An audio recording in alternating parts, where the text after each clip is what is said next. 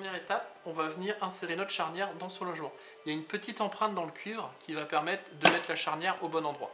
Je serre et je m'assure qu'elle soit bien en position. Étape 2, on va venir ajuster la hauteur de notre plateau en fonction de notre angle de charnière ou de l'angle désiré. Là on est sur des charnières à 5 degrés, on ne veut pas en mettre plus. Je m'aligne sur la ligne 5 degrés. Troisième étape, j'enlève l'air du vérin qui va me permettre de le descendre et d'ajuster la hauteur de ma charnière pour que le talon dépasse d'un petit dixième par rapport à mon tenon. Je vais venir ici, ajuster ma hauteur jusqu'à ce que ça passe tout juste. Là ça passe plus. Voilà. Je contrôle avec mon œil rasant et ça y est, je suis prêt. Quatrième étape, on va ajuster notre symétrie. Je desserre ici, je remonte un petit peu, je viens insérer ma charnière dans le logement qui a été fait pour elle. Voilà. Et là, je vais pouvoir commencer par ajuster le parallélisme. L'idée, vous avez des gravures sur la longueur. L'idée, c'est de trouver la position de votre monture où vous êtes parallèle et on appuie sous chacun des deux verres. Vous serrez, vous recontrôlez. Et ensuite, on va venir ajuster la position du recto de la droite et de la gauche. Donc, je m'approche. Donc, soit vous travaillez à l'œil, soit vous pouvez travailler un petit peu à la sensation quand votre monture, elle commence à frotter. Voilà, là, ça frotte au niveau du tenon. Je vais quand même procéder à un petit contrôle. Je remonte. À l'œil, je vérifie qu'elle s'engage pile poil dans son logement. Si ce n'est pas le cas, hop, un petit coup de serrage. Je recontrôle. Voilà, je suis parfait. Je vérifie mon autre côté, on ne sait jamais.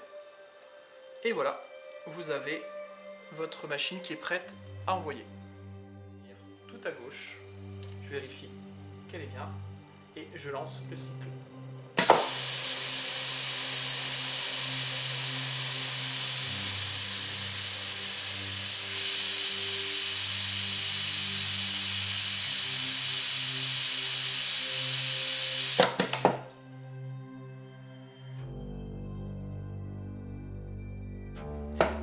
Je remets l'air, je lance le cycle.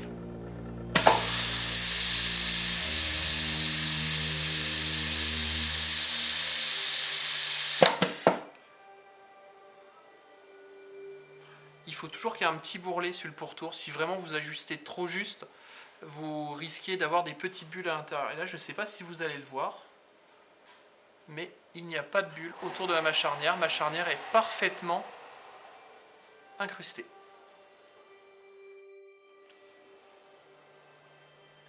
Toute la partie réglage va se trouver ici. Vous cliquez sur le logo ID Conception. Vous avez le temps de chauffe. C'est en position haute, elle va préchauffer la charnière. Donc je peux utiliser un multiplicateur de 100 et passer par exemple à 1 seconde 5. Ensuite, le temps de maintien. Ça, c'est combien de temps on va rester une fois la position basse atteinte en maintien sans chauffer. Je vous conseille de ne pas descendre en dessous des 4-5 secondes. Vous pourriez avoir une charnière qui prend un petit peu de jeu. Ensuite, la puissance de chauffe. Donc aujourd'hui, on tourne aux alentours de 40%. Plus vous allez être haut en pourcentage, plus elle va s'incruster vite et fort, plus on va chauffer fort. Plus vous serez bas, plus la charnière mettra du temps à rentrer à l'intérieur de l'acétate, mais plus vous êtes sûr d'éviter tout risque de bulle.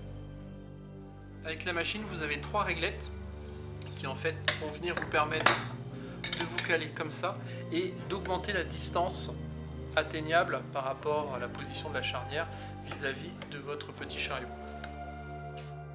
Si vous avez besoin d'ajuster la symétrie, que vous ne tombez pas juste charnière droite et charnière gauche, ce que vous allez faire, vous allez pouvoir prendre une clé, desserrer ici et ici, vous ne desserrez qu'un seul des deux côtés, vous ajustez jusqu'à ce que ce soit parfait, vous verrouillez et vous recontrôlez que votre monture est symétrique et que vous tombez bien dans vos emplacements de charnière.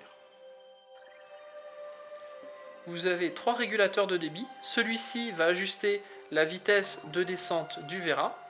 Ici, vous avez le robinet pour enlever l'air dans le vérin. Ici, c'est la vitesse de serrage de la mâchoire. Et ici, vous avez le débit du soufflage.